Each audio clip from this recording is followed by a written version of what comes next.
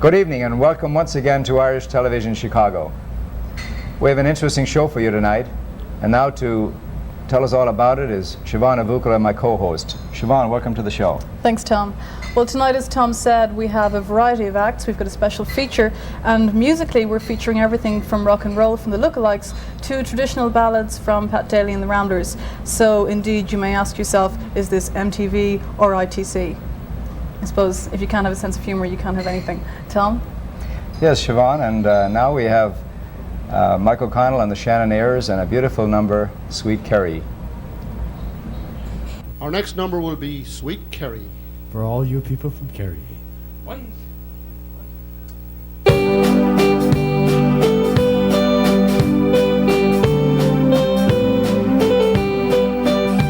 For Sweet Kerry, you know I love you, and I'm always thinking of you. Your rivers and fields where I played as a boy, and your mountains so grand, from my native Ireland. For I love my county Kerry, and it's there someday I'll be. You may travel round Castle Island, Rathmore, the Gap of Fungo.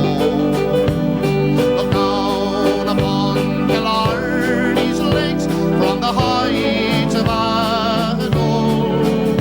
You can view Kate Carney's cottage and the great tide waterfall, and move along the road beyond to the town of Anniscall.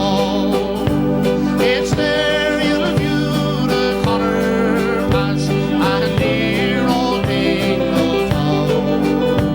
Hear the whispering of the seagulls as they fly up and down. Ballyheigl's stolen causeway, Ballybunion and Carrside, and the place that I was born in, my native town, Tralee. For Sweet Kerry, you know I love you, and I'm always thinking of you. Your rivers and fields where I played as a boy, and your mountains so grand, from my native Ireland. For I love my county Kerry, and it's there someday I'll be.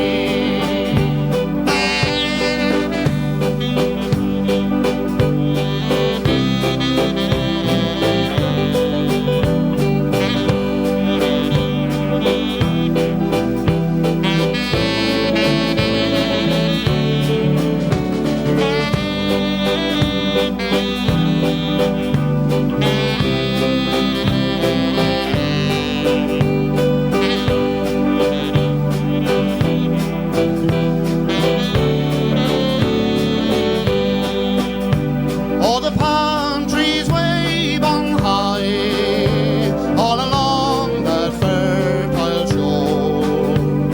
Adieu, you hills of Kerry, I never will see no more. And why did I leave my home, and why did I cross the sea, and leave the small birds singing around you, sweet Tralee? The noble and the brave have departed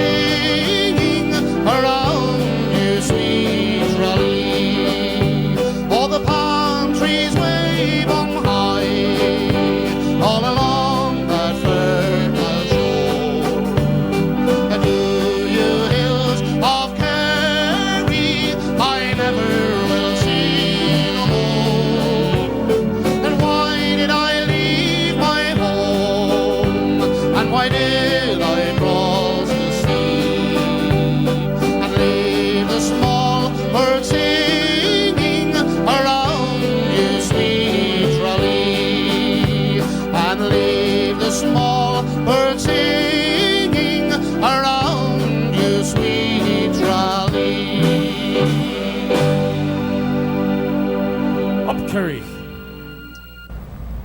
Thanks to Mike O'Connell and the Shannon Airs for a beautiful number. Now we'd like to tell you about some groups that are going to be performing here at the Abbey Pub in the next few months.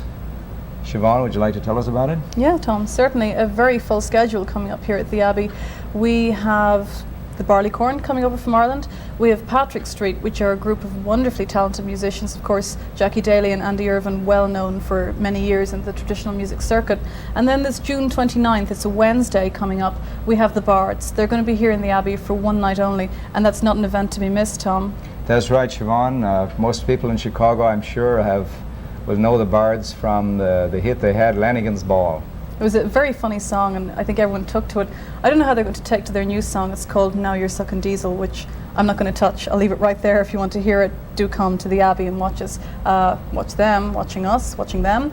June 29th, it's a Wednesday. And you know, that's not all we have. They're the special featured groups. We have our resident groups every Wednesday through Sunday at the Abbey too, so never a chance to miss out on music. Now let's hear from Pat Daley and the Ramblers. Going to have Jerry High do the next waltz. It's Spancel Hill from the County Clare.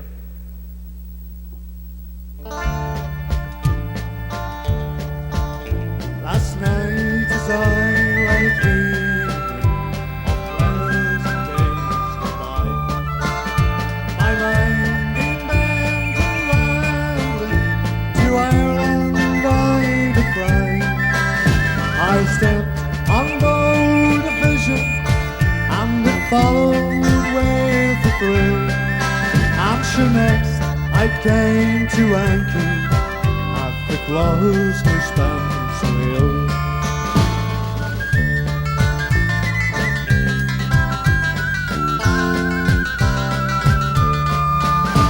Been on the 23rd of June, the day before the fair, when Ireland's sons and daughters and crowds assembled there. The young, the old, the brave and the bold came their duties to fulfill at the parish church near Clean, a mile from Spancel Hill.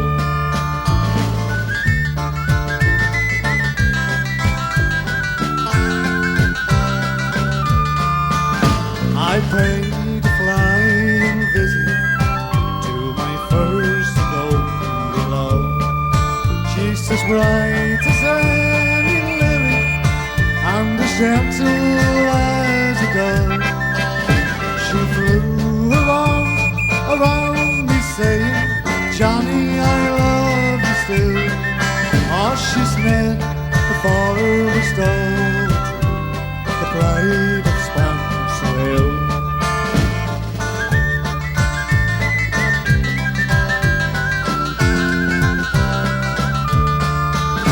I dreamt, I held and kissed her as in the days of old. She said, Johnny, you're only joking, as many's the time before. The cock, he crew in the morning, he crowed both loud and still. I awoke in California, many miles from Spancel Hill. I awoke in California, many miles from Spancel Hill.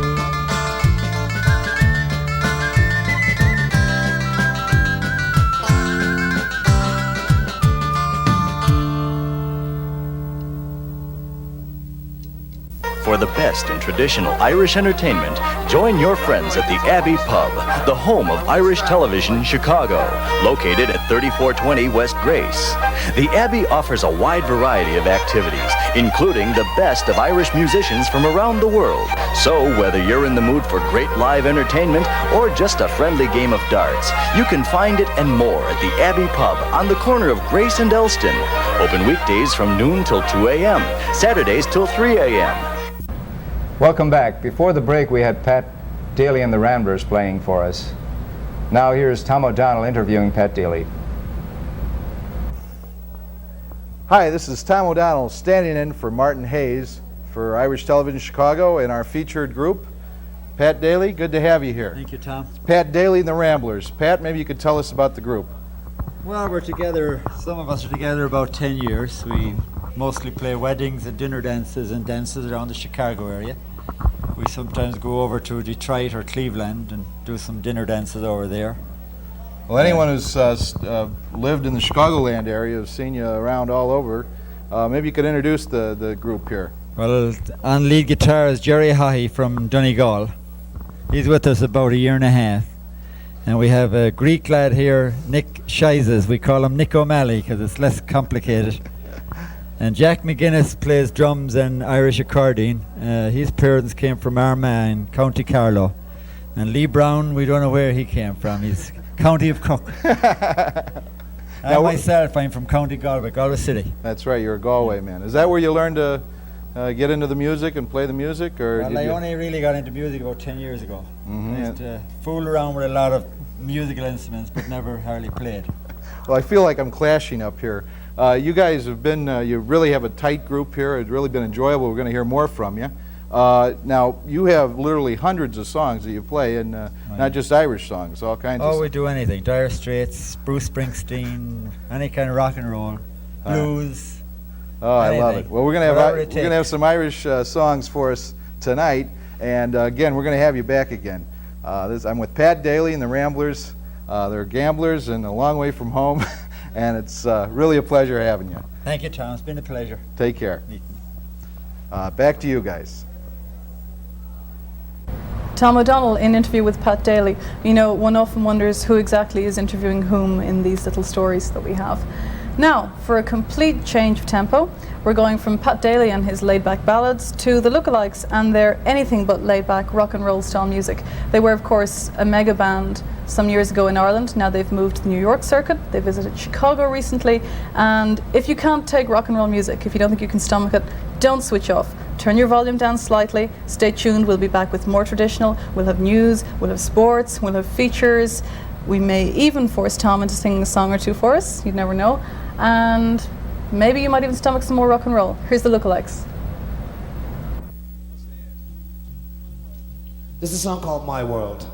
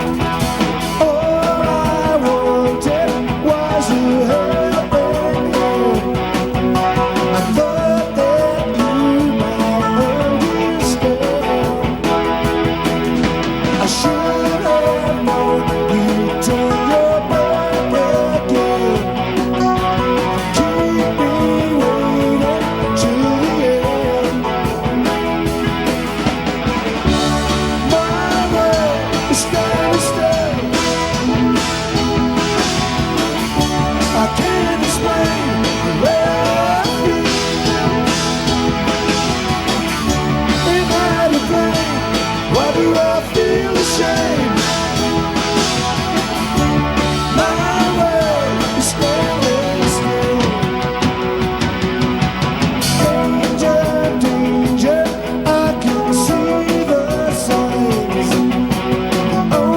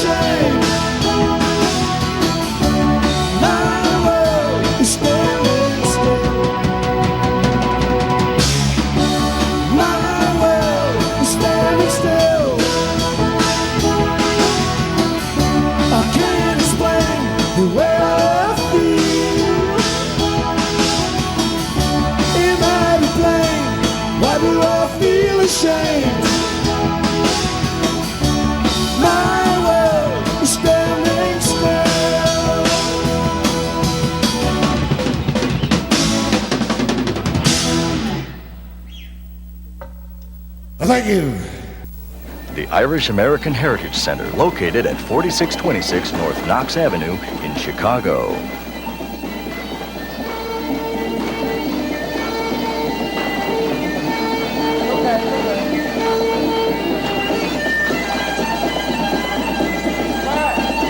Renew your link with your family's heritage. Join the Irish American Heritage Center. For more information, call 282-7035. That's 282-7035. Well, the lookalikes might be making news in the music world, but I'm not going to add to that tonight by my singing, Siobahn. Oh well, if we have to, we'll just put the singing off till a later date, and I'll put up with the lookalikes. I don't think they're any match for you, Tom, but I'll put up with them.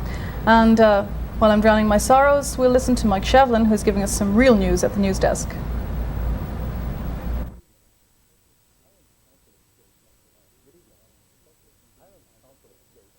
Good evening. Ireland's Council of State met last week following a specially convened consultation over the recently passed adoption bill. President Hillary is considering referring the bill to the Irish Supreme Court for a ruling on its constitutionality. And under Irish constitutional law, the President is obliged to convene the Council of State before any such referral can take place. The 1987 adoption bill will allow for the adoption of children born within the marriage union and provides that the written consent of the natural mother may not be necessary in certain cases. The President of Ireland, Dr. Patrick Hillery, has expressed doubts that these provisions are permissible under Irish law, given that Article 41 of the Irish Constitution recognizes the inalienable and imprescriptible rights of the family unit and describes these rights as antecedent and superior to all positive law. Reference of a bill to the Supreme Court is one of the constitutional safeguards contained in the presidential duties. It was included in Bunreacht na Éireann as a final check on the separation of powers between executive, legislative, and judiciary. Although he must convene a Council of State meeting, the President is not obliged to follow its recommendation should he still decide to request a Supreme Court ruling.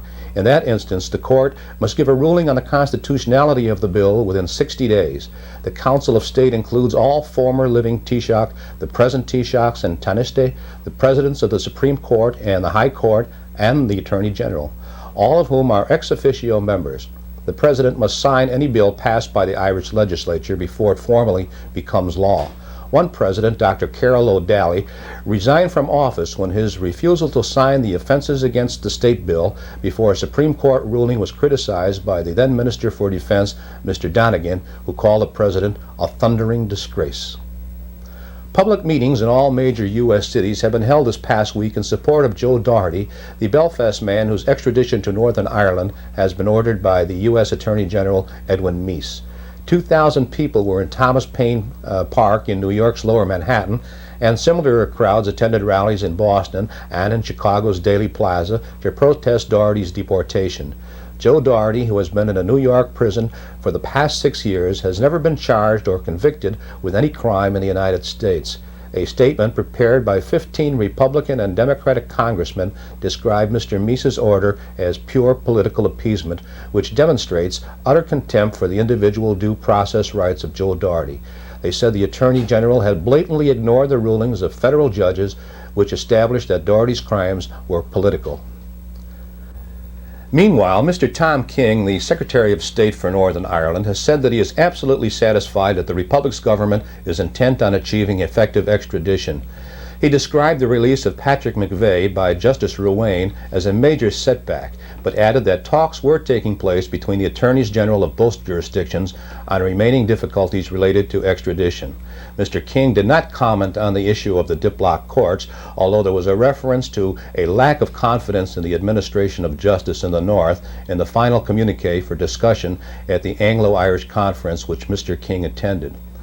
And anti-extradition protests have been evident at Dublin Millennium celebrations over the past week. 6 people were arrested at the dedication of the new Anna Livia monument donated to the people of Dublin by the Smurfit Group. Protesters cut loudspeaker cables. They gathered around the fountain chanting "No extradition" and waving banners. Some minor scuffles did break out, but there were no major incidents. Ireland's Synod of Roman Catholic bishops have called on the government to impose unilateral sanctions against South Africa.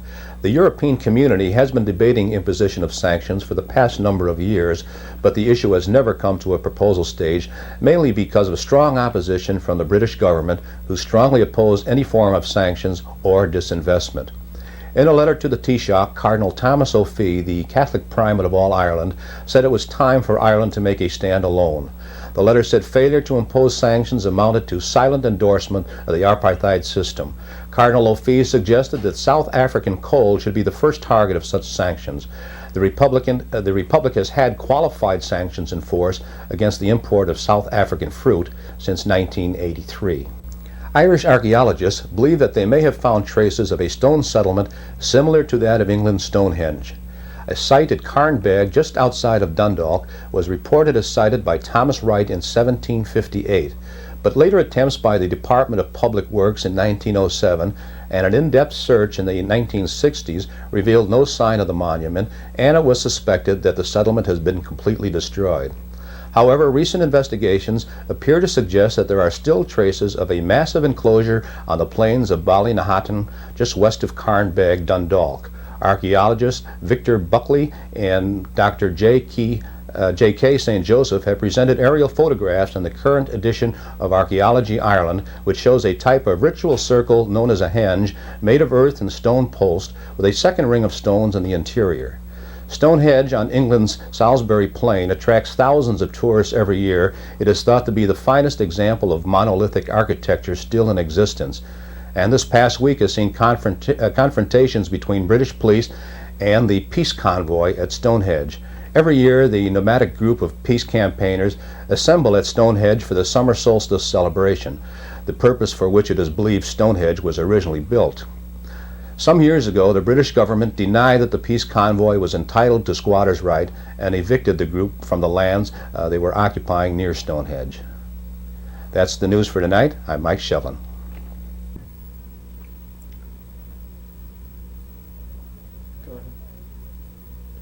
Good evening, this is Eamonn Kelly with the weekly review of Irish sports. Ireland's tremendous showing in the European Soccer Championship came to a heartbreaking end last week in Gelsenkirchen, West Germany, after being defeated by Holland by the slimmest of margins.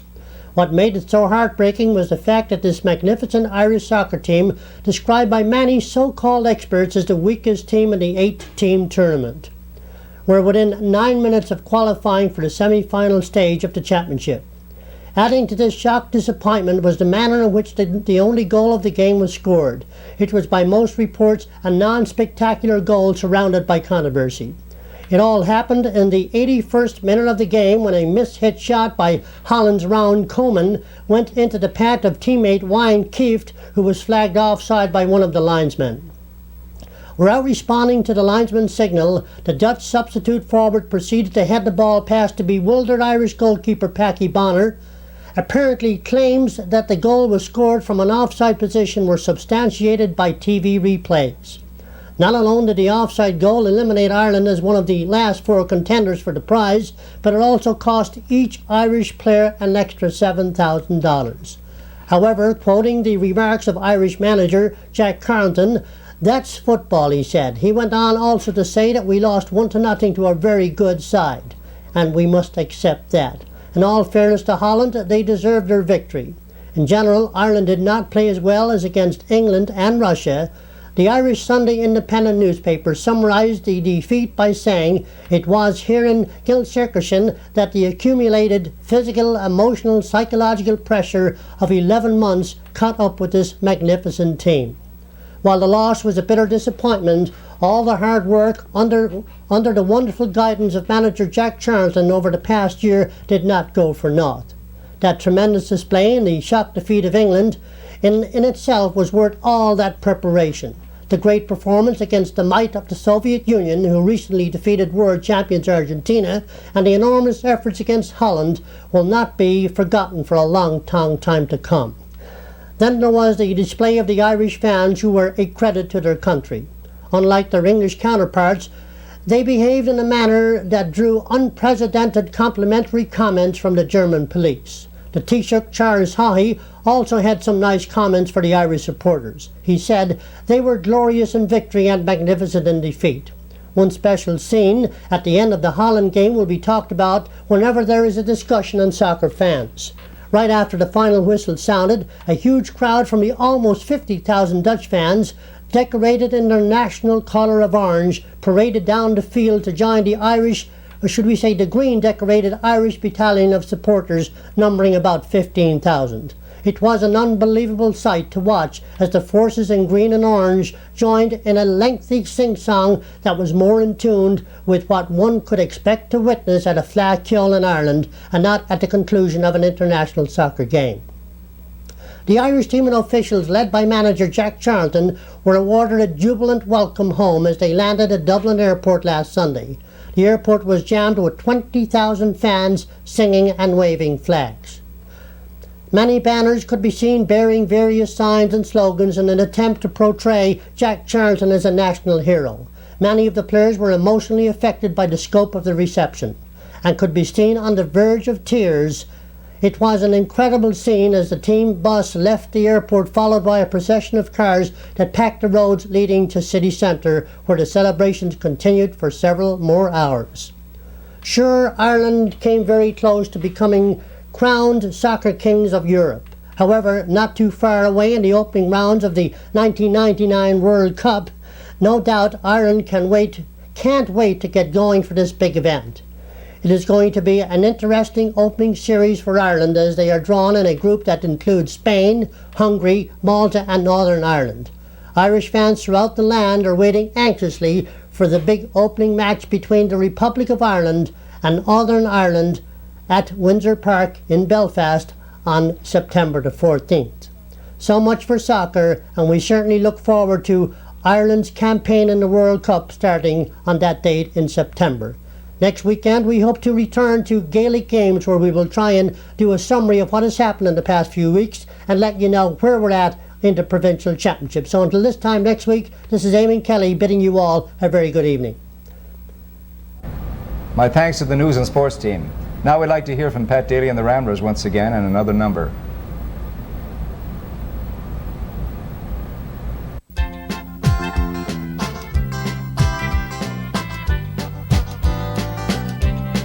Sing me an old Irish song, bring back the dreams that are gone. Sing me a loved one so strong, bring back the days when I was young and true, and I love you. An old Irish song calling me back to my home, where once again we sing along to an old Irish song. I see the mountains, the green fields, the valleys below me. I walk the highways, the byways, the old people show me. I hear the songbirds, remember those soft words we spoke after dark in the land. Oh, I hear you calling me, old songs, you're calling me back to those old days again. Sing me an old Irish song, bring back the dreams that are gone. Sing me a loved one so strong, bring back the days when I was young and true, and I love you. An old Irish song calling me back to my home, where once again we sing along to an old Irish song. Remember the old days, I love the old ways of living. There was more sharing and caring, more loving, more giving. How times have changed, life has been disarranged since the summers we've laughed in the rain. Oh, I hear you calling me love songs, you're calling me back to those old days again. Sing me an old Irish song, bring back the dreams that are gone. Sing me a loved one so strong, bring back the days when I was young and true, and I love you. an old Irish song calling me back to my home, where once again we sing along to an old Irish song. Sing me an old Irish song, bring back the dreams that are gone. Sing me a loved one so strong, bring back the days when I was young and true, and I love you. An old Irish song calling me back to my home, where once again we sing along to an old Irish song.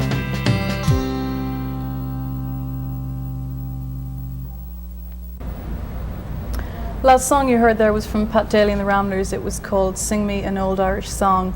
And talking of things old and things Irish, I have this quite interesting quote that I found from Bryn Mawr University magazine in Pennsylvania. It says, "In possession of a heritage, there are no princes and no paupers. Everyone is a potential citizen of influence with a claim on patrimony and on the widest and most inclusive recesses of the culture."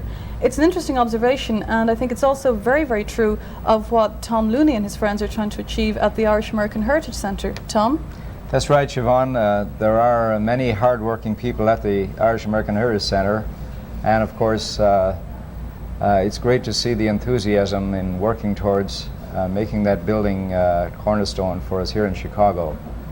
I know that you have many events on the calendar coming up, Siobhan, as far as the things that are happening at the Irish American Heritage Centre. And as far as I know, Bridge Looney will be up later telling us about those.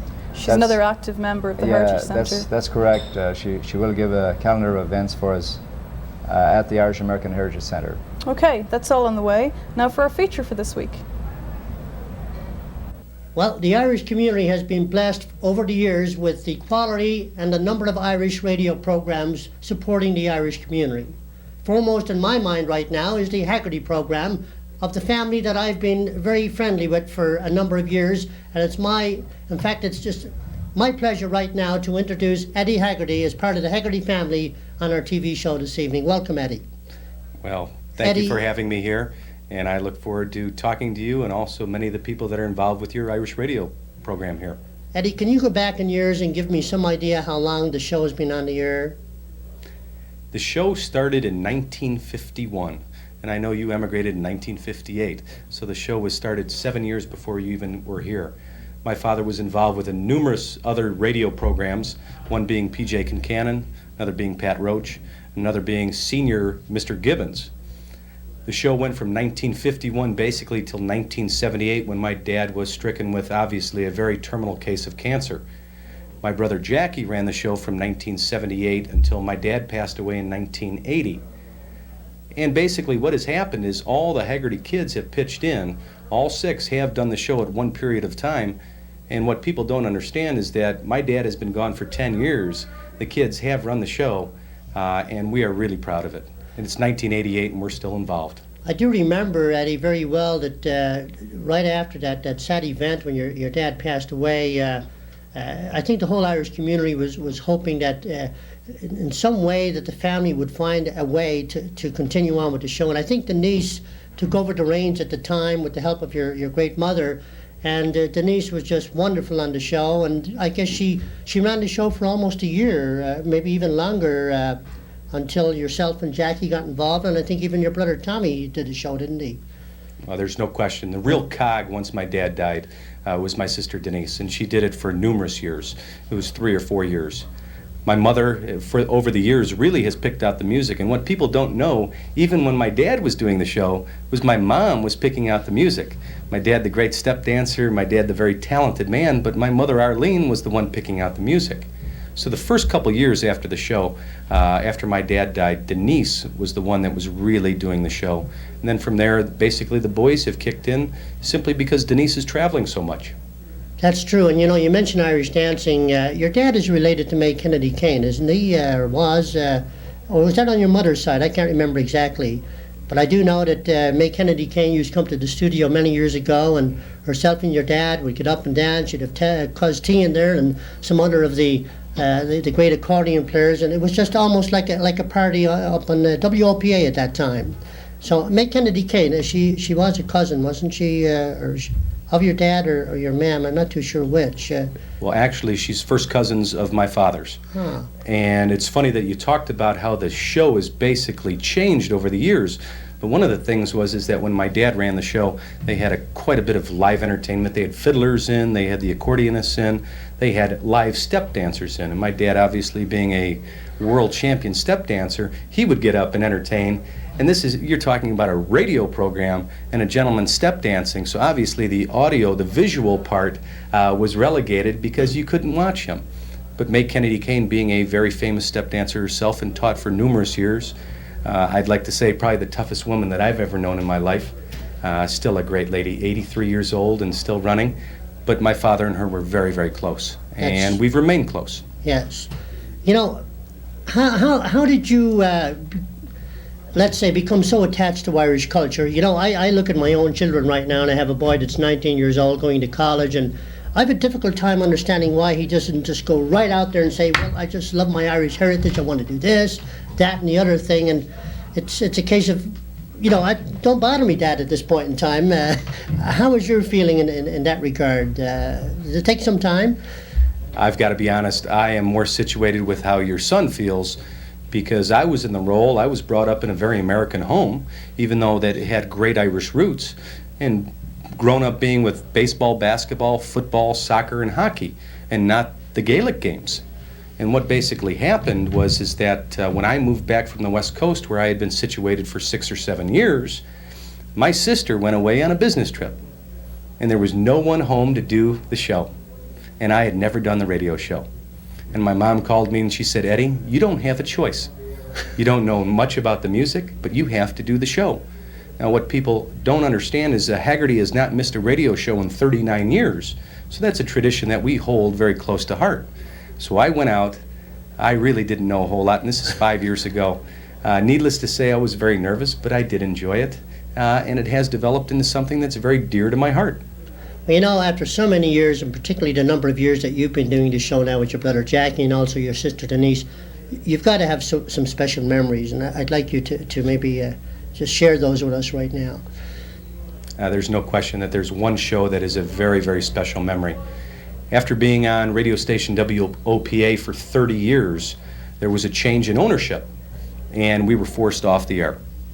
And what my sister Denise and friends of my father's over years and years put together was a tribute to my dad.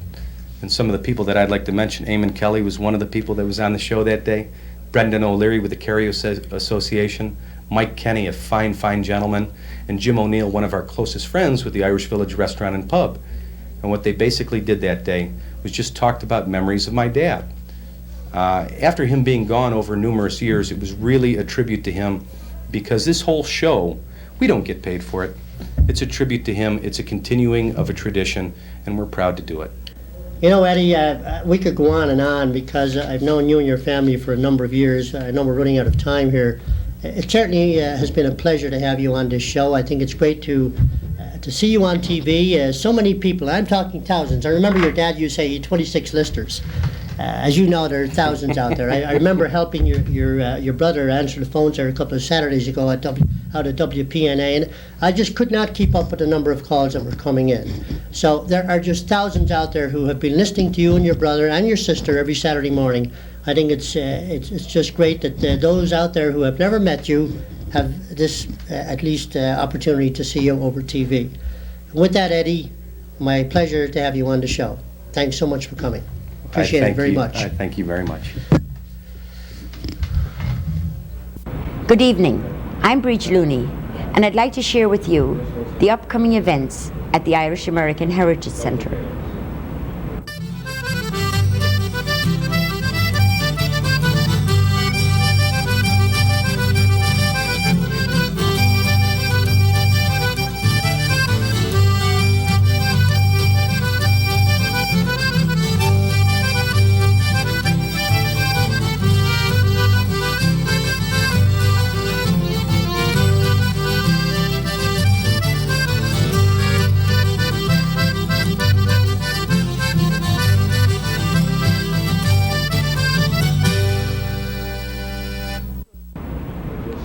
Remember, the Irish American Heritage Centre is here to serve the community.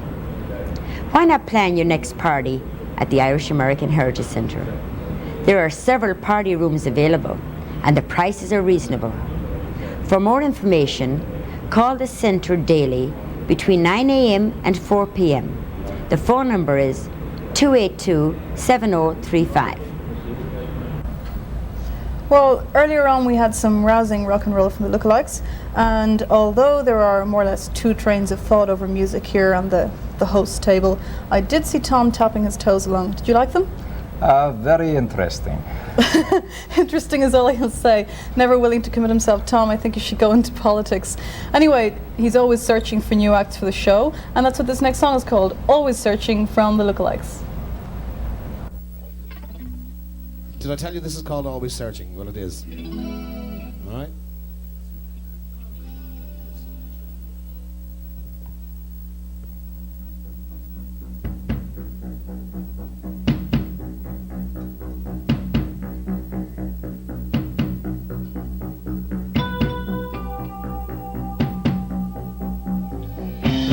So we say goodbye to some other time, like the birds we fly in crooked lines, lines that never cross, we're forever lost. So we say goodbye.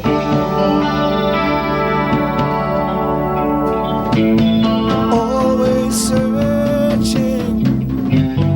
What are we searching for? In our hearts and minds, dreams of better times. Across the new frontiers, we know no fears. Through the dark we run, don't know how far we've come. Are we running blind? Who knows where we go? Where we go? Who knows? Always searching. What are we searching for?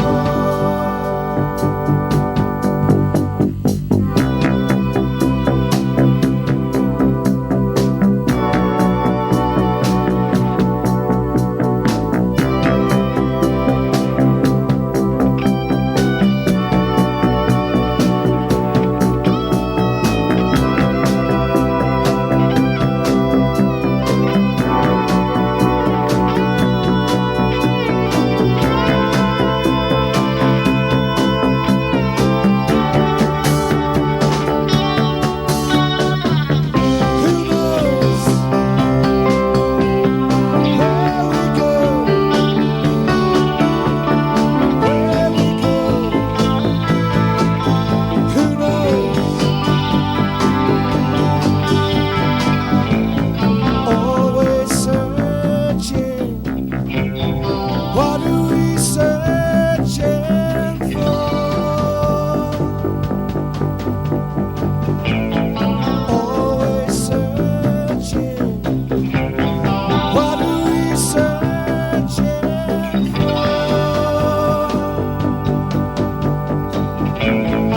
Always searching. What are we searching for?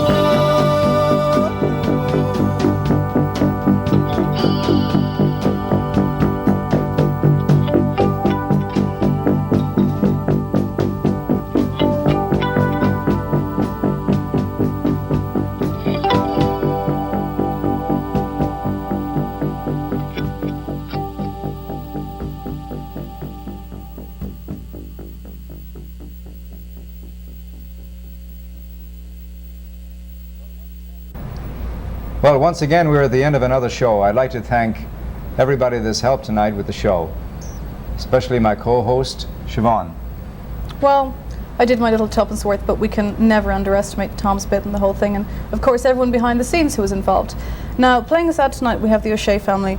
They're a delightful little family we saw last week, singing and playing music for us. This week they're up on their toes, they're dancing, they were wonderful children to film, and we really have to thank them for bearing with us and being patient while we were getting all our cameras ready.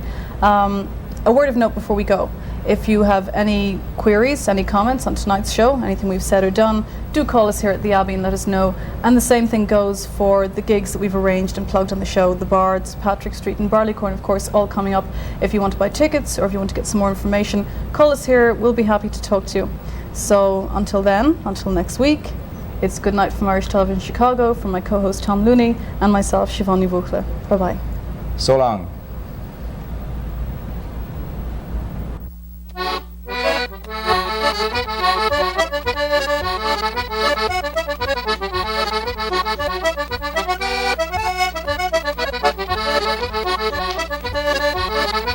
Thank you.